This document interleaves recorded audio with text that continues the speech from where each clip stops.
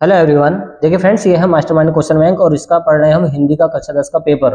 देखिए ये है प्रश्न पत्र नंबर 3। इससे दो जो पहले वाले हैं वो हमने सोल्व कर दिए हैं, उनको जाके आप प्लेलिस्ट में देख लें या फिर आई बटन में उसका लिंक मिल जाएगा।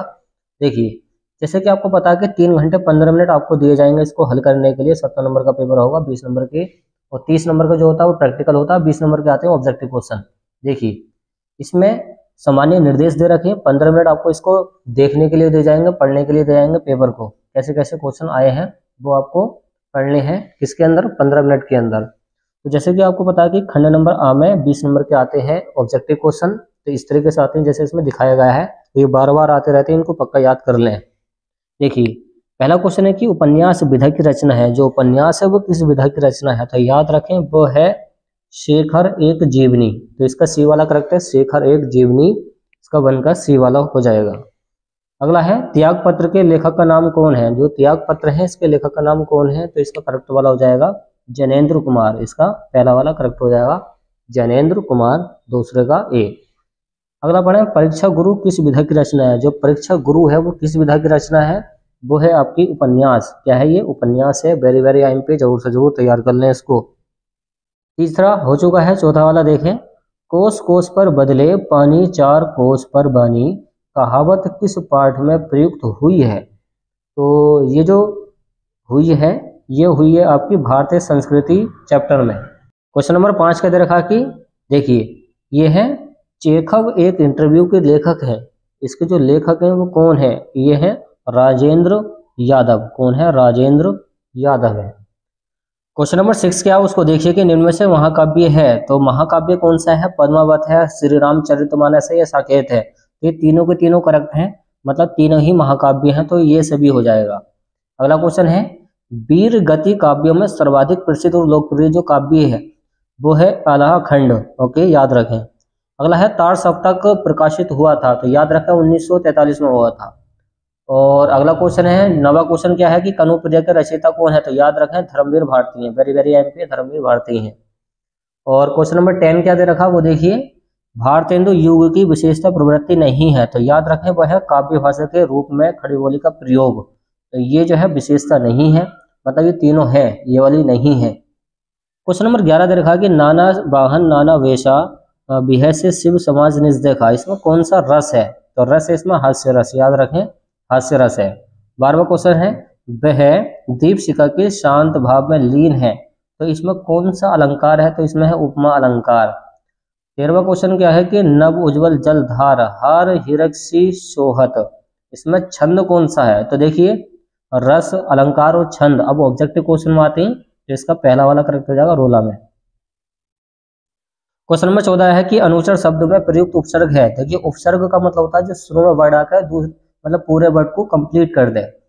तो अनु प्लस चर अनुचर, तो इसका बी वाला करेक्ट हो जाएगा। इसके अंदर अनु छिपा हुआ है शुरू में। क्वेश्चन नंबर 15 है कि तत् किस लिंग विभक्ति और वचन का रूप है, तो यह है नपुंसक लिंग द्वितीय विभक्ति एक बहुवचन।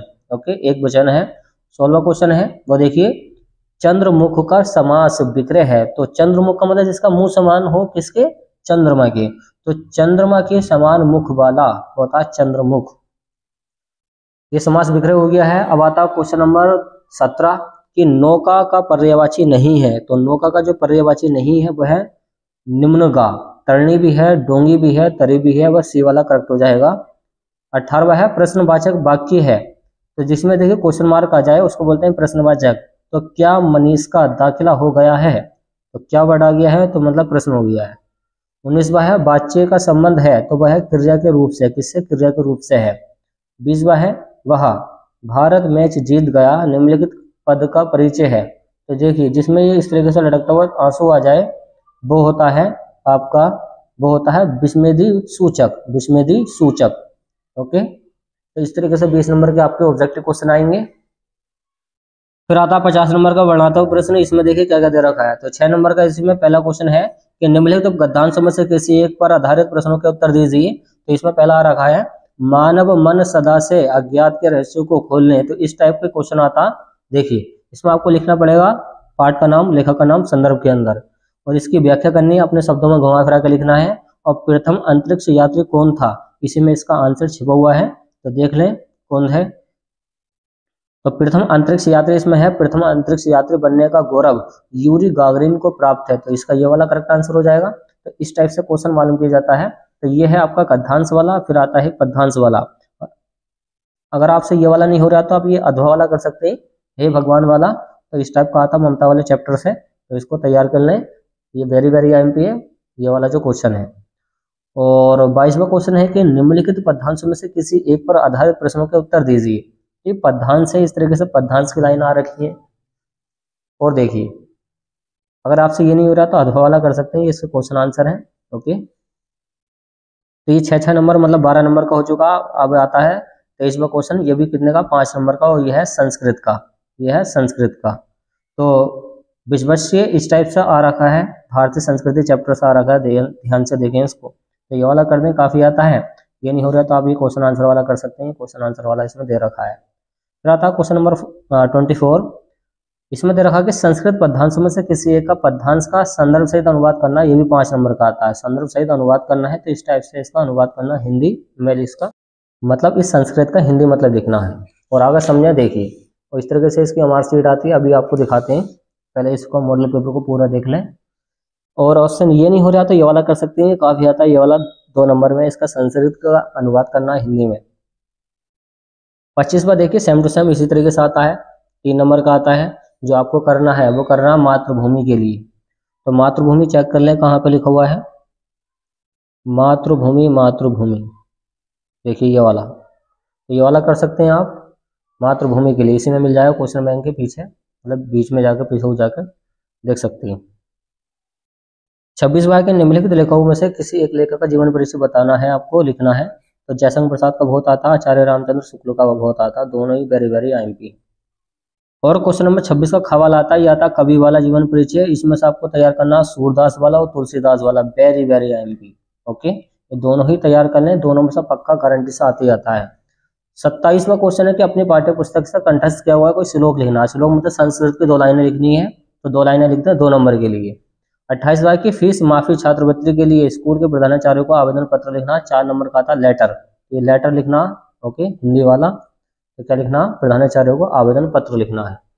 ये नहीं हो रहा तो आप ये वाला कर सकते हैं, इस तरीके से मतलब लिखा जाएगा मित्रों को पत्र, पत्र लिखना है, लेटर लिखना है।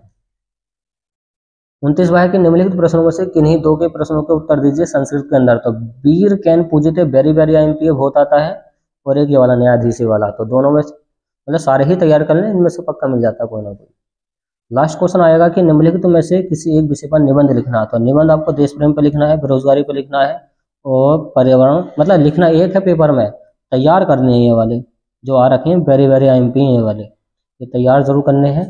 तो इस टाइप के निबंध काफ़ी आते हैं पेपर में, इनको जरूर से जरूर देख कर जाएँ। तो देखिए इस तरीके से आपको ये मार्क शीट मिलेगी 20 नंबर के लिए। जैसे कि आपका पहले वाले का B वाला करेक्ट है तो B को काला कर दें, दूसरे का C वाला करेक्ट है तो C वाले को काला कर दें। तो मार्क शीट के साथ आपको ये भरने के लिए मिलेगा इस तरीके से, आप ये देख सकते हैं।